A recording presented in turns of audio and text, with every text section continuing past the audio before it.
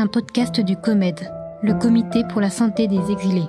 La santé des migrants se mesure avant tout à l'égalité et à la dignité qui leur sont ou non garanties par le pays d'accueil. Au centre de santé du COMED, nous accompagnons une centaine de migrants âgés.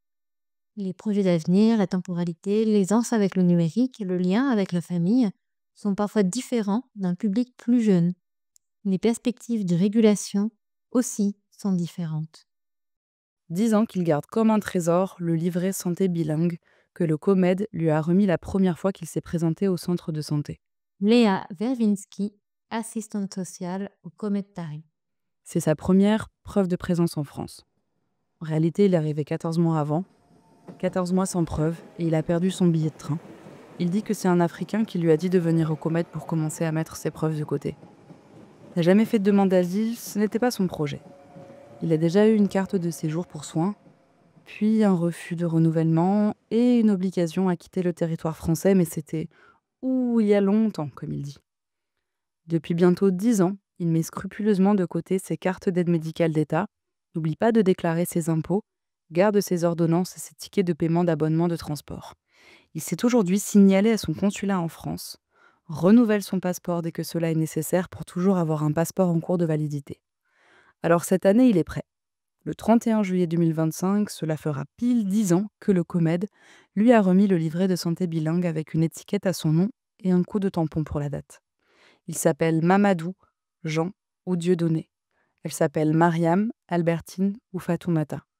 Il et elle ont laissé derrière eux des enfants, parfois des petits-enfants, toute leur vie, leur maison, leurs habitudes, leur métier, souvent pour venir trouver un refuge ici.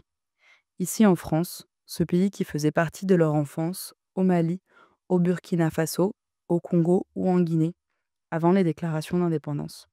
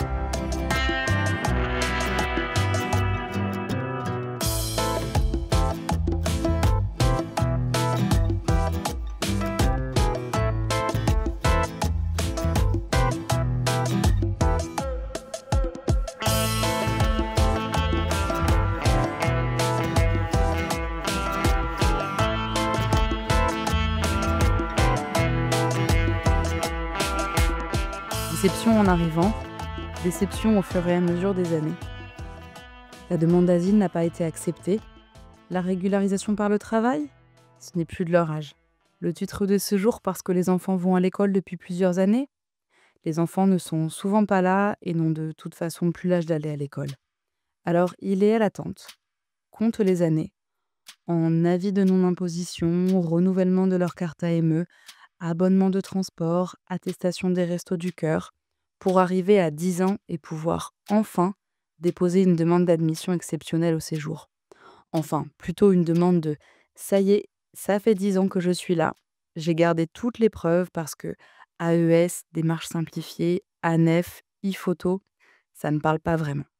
Commence alors un travail de tri, de classement. Nous passons des heures à scanner, envoyer, imprimer. Ensuite, l'attente reprend. Parfois 1 an avant d'avoir un rendez-vous. C'est long, très long.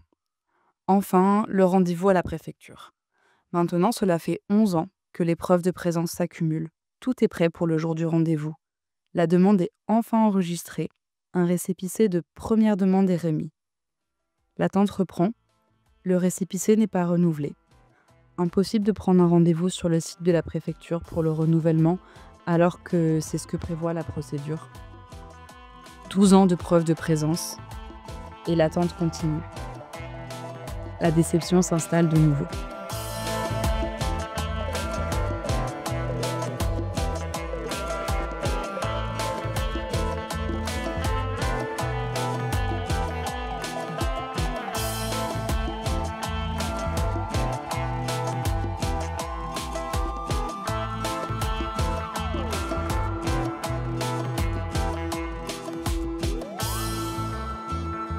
Depuis 45 ans, le COMED agit pour la santé des exilés et la défense de leurs droits.